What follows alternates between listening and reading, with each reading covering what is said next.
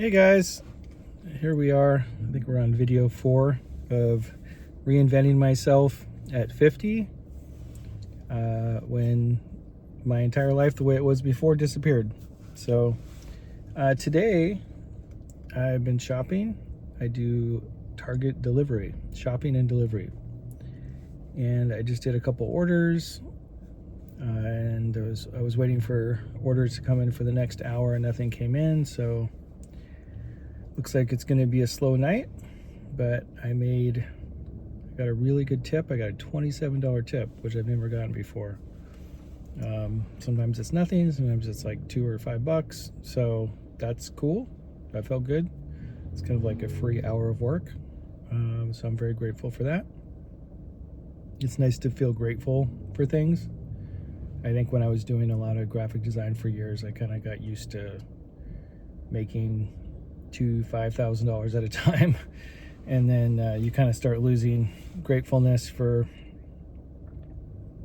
what you have, so when you're making $10 to $20 an hour, you're grateful when people tip, and when that money comes in, and then even like right now there's an hour I'm sitting here for free. I'm not getting paid.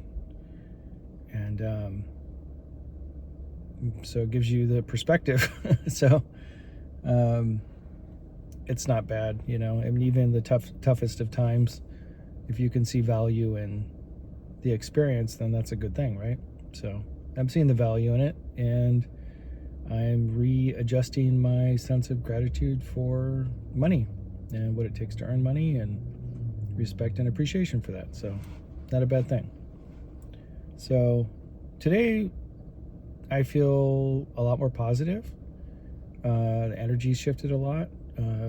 It's not like that there's any dramatic transformation financially in any sense, but I'm getting more in touch with myself.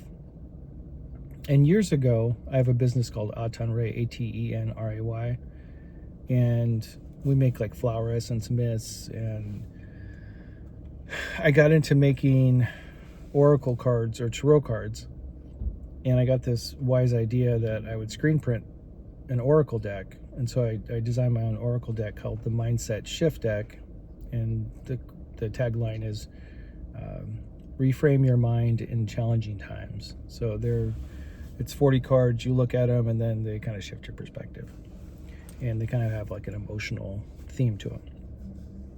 So I got this idea to screen print cards and make them from scratch. So I looked into that and did a bunch of research, and then I realized that a lot of people aren't actually doing that. People aren't making cards from scratch.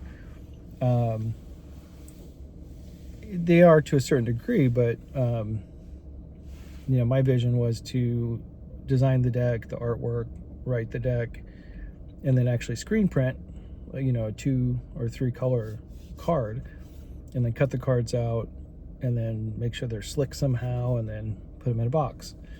So it ended up becoming this kind of crazy endeavor where I had to figure out all the aspects, and it was way more complicated than I thought. I had no idea that card making would be such a complicated thing, So, for instance, I was able to get really nice paper from Michigan, like a craft color paper, and then, finding the right thickness and all that stuff. And then I was able to screen print on them and even do 2 colors and stuff like that.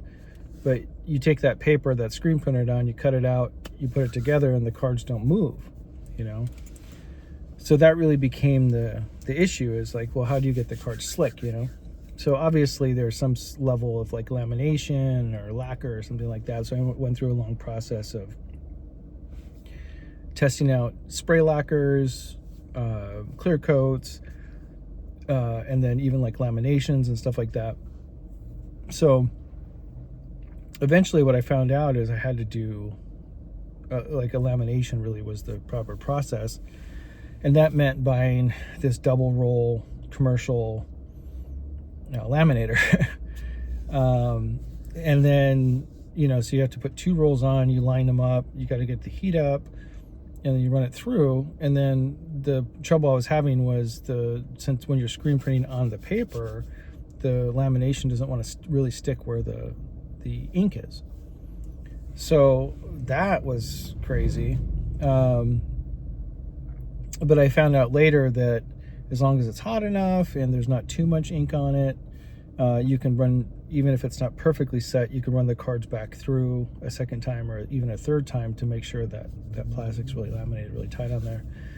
So I kind of figured that took a long time to kind of figure that out, but you get a lot of bad ones. So you're spending all this time screen printing, and then, you're literally just throwing it in the trash, which sucks, So, and then from there you have the card shapes, right? And what I found out is there's these custom dies. They're basically these wooden plates that have sharp metal and shapes on them, and then they punch out the card shape with this roller machine that you get. So I figured all that out, got all that figured out, and I was able to get 10 cards per sheet. So in the deck was 40 cards, so it's 4 sheets per deck, right? And then, I wanted to do everything from scratch, so I even had the same thing, a custom die made for the box itself. And then the first time we did it, it cost like $350, $400 for these dies. The first time I did it, it was too small. And, fortunately they give me some discounts and stuff like that, but it was just like this really crazy test of what it takes to build something from scratch, So then I would screen print the artwork for the boxes, put it through the die, cut it out, glue it together, make the cards, put them in. By the time I was done, it was this like insane process to make these decks. But, it kind of was like a custom 40 prints of art, per box. So they're really special, and I'm really proud of those, But, it took me a month just to print 100 decks, just to print them, screen print them. It's like so many layers, so many processes. So it's kind of nutty, and it made me realize it wasn't necessarily sustainable, even though I had created like a system, So anyway, long story short, after really tuning into things, I realized I'm like, that was the dream. That's what I really wanted to do, was the cards. And so I think my spirit's like a little more invigorated because I have new approaches. Like I had got a laser engraver, and the way I was going to approach the cards moving forward was maybe doing a 1-color screen print, and then putting the piece of paper, the sheet, on the laser cutter, the engraver, and then doing kind of almost like Art Deco line art on the paper. So you would screen print 1 color, like white or something like that, and then take that sheet, put it on the laser engraver, and then it would laser engrave the artwork, kind of Art Deco line artwork over the 1 color and the paper, burn into the paper and create line art, which would be really cool.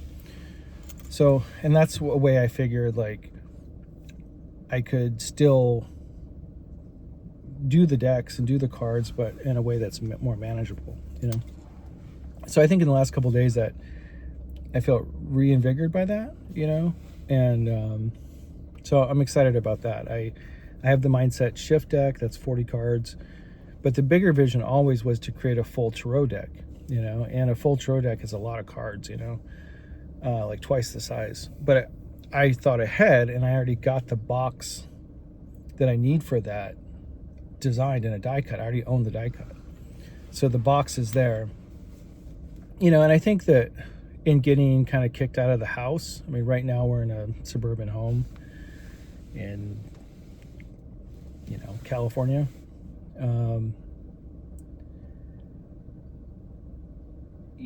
Things are so expensive, and I'm making such little money, and I'm just worried that we're going to end up in like a studio or something, and I won't be able to do these things. I won't be able to have my equipment. I won't be able to work on stuff. So I think that was getting me kind of depressed. But I think I just need to stay optimistic and positive about this, and just know that if there's a will, there's a way, and we'll figure it out. The dream would be, we have the 20-foot trailer that I've been remodeling. The dream would be that we would have like maybe a small place that's somewhat affordable, and then be able to park it, like whether there's a driveway or property that it's on. That's kind of the fantasy, whether we can figure that out or not is a whole other thing, but I don't know how to approach it, but I'm going to just kind of look and try to see if we can find something like that, that would make me happy because I could continue to work in the trailer, use like an art studio and stuff like that. So anyway, just feeling more positive, getting more in touch with myself, and trying to find a way to just stay optimistic through this process. But anyway, I just wanted to give you an update.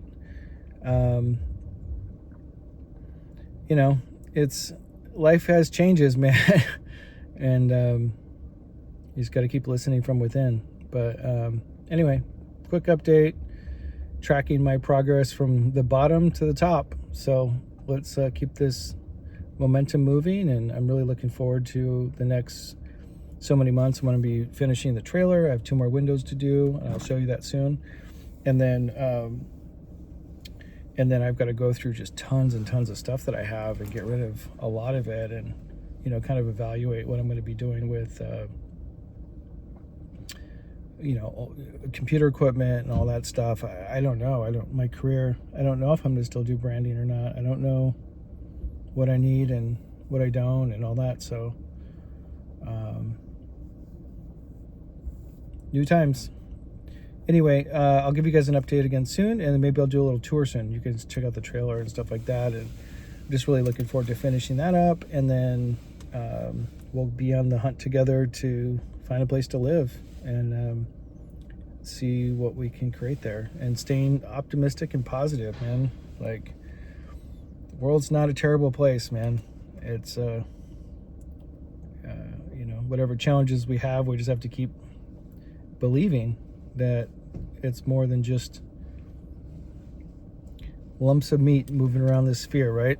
So, all right. I'll talk to you guys soon. I'll give you an update. All right, bye.